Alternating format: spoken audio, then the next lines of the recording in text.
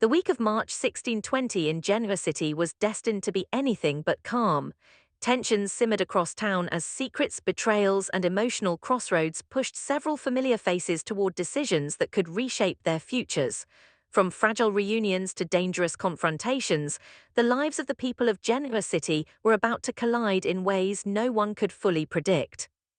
For Lily Winters, the nightmare that had gripped her life was finally beginning to loosen its hold. After everything she had endured, the kidnapping, the fear for her children, and the emotional chaos that followed, freedom felt almost unreal. Walking out with the twins at her side should have been a moment of pure relief. Instead, it left Lily standing at a crossroads she hadn't anticipated. The biggest question waiting for her wasn't about the ordeal itself, it was about Cane Ashby. For years, Lily and Cane had shared a complicated love story. They had weathered betrayals, misunderstandings, and separations that would have destroyed most couples. Yet somehow, their connection had always pulled them back toward each other.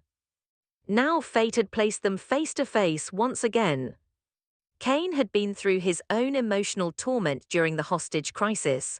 Watching Lily in danger had forced him to confront feelings he'd tried to bury for a long time. Seeing her walk free stirred something powerful inside him, a mixture of relief, guilt, and hope.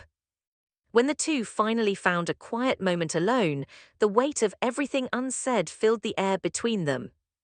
Neither of them spoke at first. Lily looked exhausted, but there was also a new clarity in her eyes. The experience had shaken her deeply, forcing her to reevaluate what truly mattered in life. Cane studied her carefully, searching for signs that she might still have a place for him in her world. "Are you okay?" he asked gently. Lily let out a long breath. "I will be," she replied, "eventually." There was honesty in her voice, but also uncertainty. Cane nodded, understanding that healing didn't happen overnight. After a pause, Lily spoke again, her tone quieter. "We need to talk about what happens next." Those words hung in the air like a challenge neither of them could avoid. The truth was, both of them had played roles in the larger scheme surrounding Victor Newman's plot. Lily had been aware of what Victor was doing and had chosen to go along with it. Her decision had been calculated, made in the belief that it would ultimately protect the people she cared about. But now that everything had come crashing down, the consequences of that choice were impossible to ignore. Cane knew about her involvement. The question was whether he blamed her for it. Lily braced herself for anger or disappointment. Instead, Cane surprised her. "I know why you did it," he said quietly. Lily blinked in surprise. "You do?" Cane nodded. "You were trying to protect your family," he explained. "Anyone who knows you would understand that." For a moment, Lily simply stared at him, absorbing the sincerity in his voice. "Still," she said carefully, "I should have told you." Cane shrugged slightly. "Maybe," he admitted, "but look at everything you've been through. I'm not here to judge you." His words carried a warmth that stirred memories Lily had tried to suppress. They had once been partners in every sense of the word. They had built a life together, raised their children, and dreamed about a future that seemed endless. But life had changed them both. Now they had to decide whether those changes had pushed them too far apart or brought them back together. Cane took a step closer. "Lily, I'm not the same man I used to be," he said, "and I know you're not the same woman either." "That's true," she agreed softly. "But maybe," Cane continued, "that's not a bad thing." The idea lingered between them. Both of them had suffered, grown, and learned hard lessons. Maybe those experiences had prepared them for something new. "Are you saying we should try again?" Lily asked cautiously. Cane hesitated. "I'm saying we should figure out what we are now," he replied. "Friends, partners, maybe something more." Lily looked away briefly, thinking about the twins, the life she had built, and the uncertainty that still surrounded her. She knew that diving back into a relationship with Cane wouldn't be simple. But part of her also knew that walking away without exploring the possibility would haunt her. I don't have all the answers right now, she admitted. Cane gave a small smile. Neither do I. For the first time since the nightmare began, Lily felt the faintest spark of hope. Maybe their story wasn't over yet. Elsewhere in Genoa City, chaos was brewing in a very different corner of town. Patty Williams had never been known for calm or predictable behavior. Her history was filled with dramatic outbursts, dangerous schemes, and emotional instability that made her one of the most unpredictable figures in the city. Now she was about to unleash another wave of turmoil. Jack Abbott had no idea what he was walking into. The situation began when Jack followed a trail of clues that seemed to promise answers. What he didn't realize was that those clues were part of a carefully designed trap. By the time he realized something was wrong, it was already too late. Patty had been waiting. Her obsession with Jack had never truly disappeared. Even after years of treatment and time away, the complicated emotions she felt toward him had resurfaced with renewed intensity. When Jack finally confronted her, the tension in the room was almost unbearable. "Patty," he said cautiously, "what are you doing?" Patty smiled, but there was something unsettling in her expression. "Waiting for you," she replied. Jack's instincts told him to be careful. "You shouldn't be here," he said firmly. Patty tilted her head, studying him as if trying to memorize every detail of his face. "I've missed you," she whispered. Jack's patience was wearing thin. "This isn't the way to handle things," he warned. But Patty wasn't listening. In her mind, this moment had been building for years, and she wasn't about to let it slip away. Meanwhile, across town, Billy Abbott had started to suspect that something was wrong. Jack had disappeared without explanation, and the circumstances surrounding his absence didn't sit right with him. Billy wasn't the only one worried. Diane Jenkins Abbott and Kyle Abbott had also begun piecing together clues that suggested Jack might be in serious trouble. The more they talked, the clearer the situation became. Jack had walked into something dangerous. Without wasting another second, Billy, Diane, and Kyle set out to find him. What they didn't know was that Patty's unpredictable nature meant the situation could explode at any moment. And when they finally arrived, they might discover a scene none of them were prepared to witness. Back at the Newman ranch, another storm was brewing. Victor Newman had always been known for his ruthless determination. When he set his sights on an enemy, he rarely backed down. But his latest scheme involving Jack Abbott had pushed even his closest allies to the brink. Nikki Newman was furious. For years, she had watched Victor wage war against Jack, often with devastating consequences. But this latest plan had crossed a line she could no longer ignore. When Victor tried to justify his actions, Nikki wasn't having it. "You've gone too far this time," she said sharply. Victor frowned. "Jack Abbott has been a thorn in my side for decades," he replied. "He deserves what's coming to him." Nikki shook her head in disbelief. "Not like this," she insisted. Victor's eyes hardened. "You think I should just let him win?" "This isn't about winning," Nikki argued. "It's about right and wrongs." Victor scoffed. "Those concepts are flexible in business." But Nikki wasn't talking about business. She was talking about the moral cost of Victor's endless vendettas. "You're risking everything," she warned. Victor crossed his arms. "I always know what I'm doing." Nikki stared at him, her frustration reaching a boiling point. "That's exactly what worries me." For the first time in a long while, their marriage felt dangerously fragile. Victor's obsession with defeating Jack had created a rift that even their deep bond might struggle to survive. And if he didn't reconsider his actions soon, the damage could become permanent. Meanwhile, another pair of brothers were preparing to leave Genoa City behind, at least temporarily. Nick Newman and Adam Newman had a mission. Matt Clark had been terrorizing their family long enough. Now it was time to end the nightmare once and for all. The trail led to Las Vegas. But the trip carried risks that neither of them could fully ignore. As they prepared to board their flight, Adam felt a familiar sense of unease creeping into his thoughts. Las Vegas held memories he would rather forget. And he couldn't shake the feeling that returning there might reopen wounds he had spent years trying to heal. Nick noticed Adam's hesitation. "You okay?" he asked. Adam forced a small smile. "Just thinking," he said. Nick studied him for a moment. "This is about the past, isn't it?" Adam didn't deny it. But despite his reservations, he knew one thing for certain. Matt Clark had to be stopped.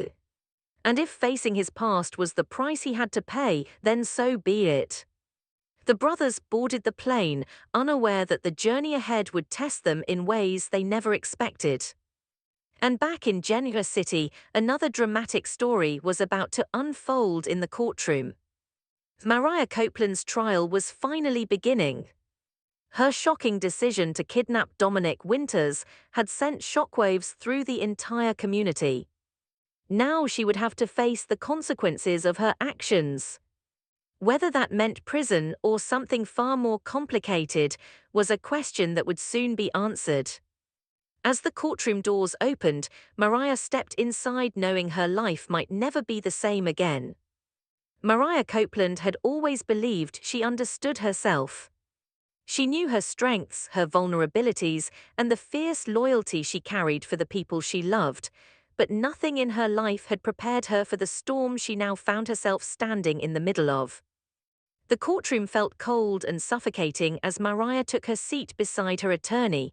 Every sound seemed amplified, the scrape of chairs, the rustle of papers, the low murmurs of observers filling the gallery. This was the moment she had been dreading. Her trial had begun.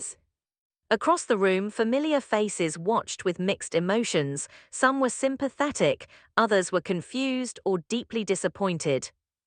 Kidnapping Dominic Winters had shocked everyone.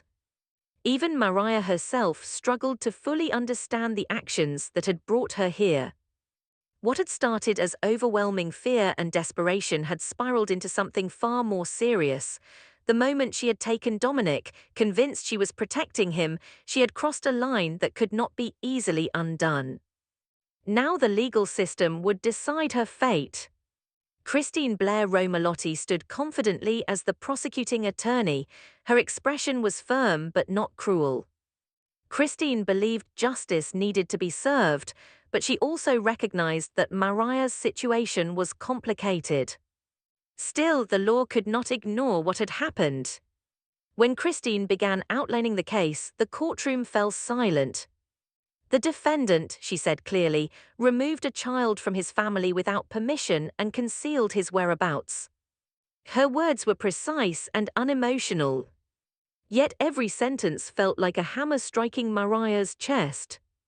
Mariah kept her eyes forward, trying to remain composed.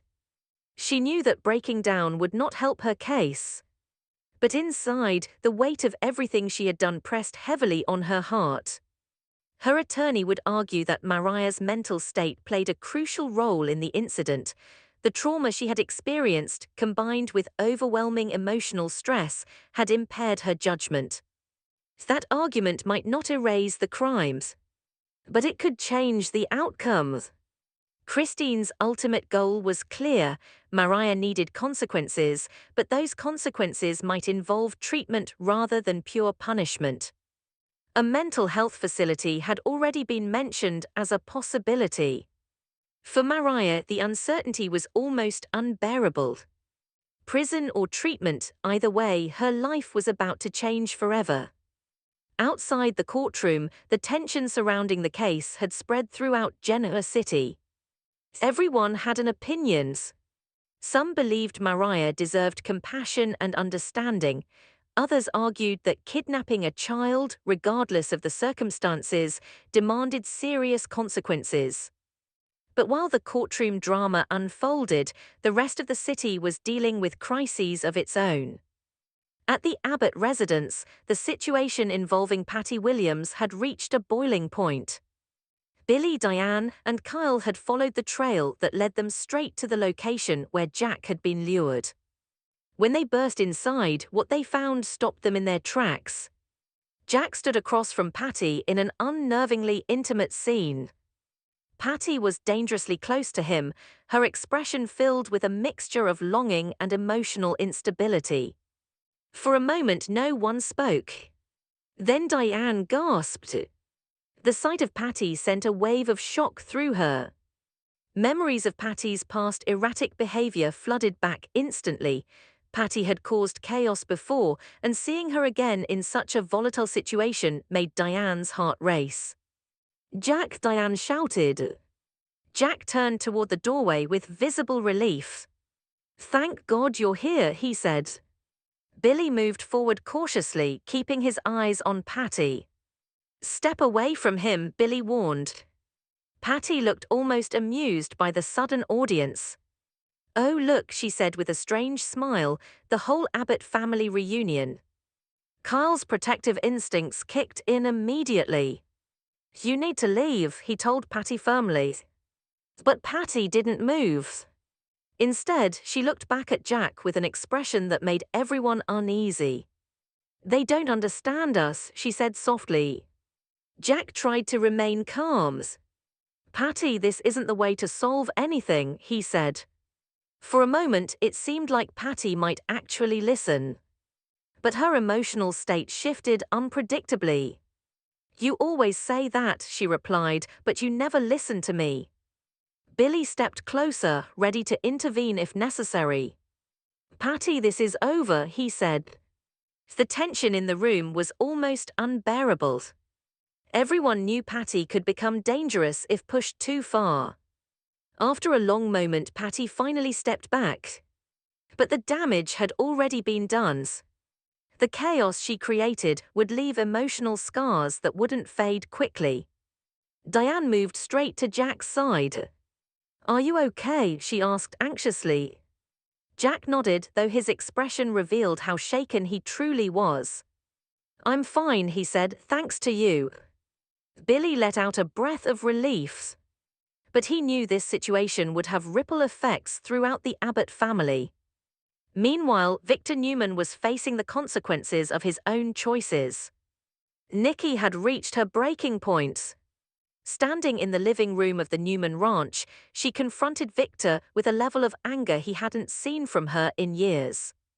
"You've taken this vendetta too far," Nikki said firmly. Victor tried to brush off her concerns. "You're exaggerating." "No, Victor," she shot back, "I'm finally seeing things clearly." Their argument had been building for days. Victor's obsession with defeating Jack Abbott had pushed him into increasingly extreme tactics. And Nikki refused to pretend it was acceptable anymore. "You're destroying relationships for the sake of revenge," she continued. Victor's patience began to wear thin. "I do what I have to do to protect my family and my legacy." Nikki shook her head. "This isn't about protection," she said, "it's about pride." Victor didn't respond immediately. Deep down, part of him knew Nikki might be right. But admitting that would mean confronting a truth he wasn't ready to face. Their marriage had survived countless storms. Yet this conflict threatened to become one of the most serious challenges they had ever faced.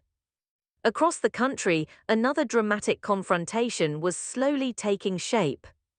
Nick and Adam Newman arrived in Las Vegas, determined to put an end to Matt Clark's reign of terror. The city's flashing lights and endless noise created a surreal backdrop for their mission. Matt Clark had caused pain and fear for too long. Now the Newman brothers were ready to confront him. But Adam couldn't completely shake his uneasy feelings. Las Vegas held memories that still haunted him. Walking through the crowded streets brought back flashes of the past he had tried so hard to bury. Nick noticed Adam's silence. "You sure you're ready for this?" he asked. Adam nodded. "We didn't come this far to turn back," he replied. Their search for Matt would push them into dangerous territory. Matt was desperate, unpredictable, and willing to do anything to avoid capture. But Nick and Adam were just as determined. The confrontation that awaited them could change everything. Back in Genoa City, Lily and Cane continued to grapple with their uncertain future. The quiet conversation they had begun earlier stretched late into the evening. Both of them understood that rebuilding trust would take time. But the possibility of a fresh start felt stronger with every passing moment. For the first time in years, they allowed themselves to imagine what life might look like if they chose to move forward together again. The past would always be part of their story. But the future remained unwritten. And sometimes, the most powerful love stories were the ones that survived the greatest trials. As the week unfolded, Genoa City stood on the edge of transformation. Trials, confrontations, and emotional reckonings would reshape lives in ways no one could fully predict. For some, redemption might finally be within reach. For others, the consequences of their choices were only just beginning. But one thing was certain. In Genoa City, peace never lasted for long. If you enjoy Y&R spoilers, updates, and daily drama, make sure to like, comment, and subscribe for more videos.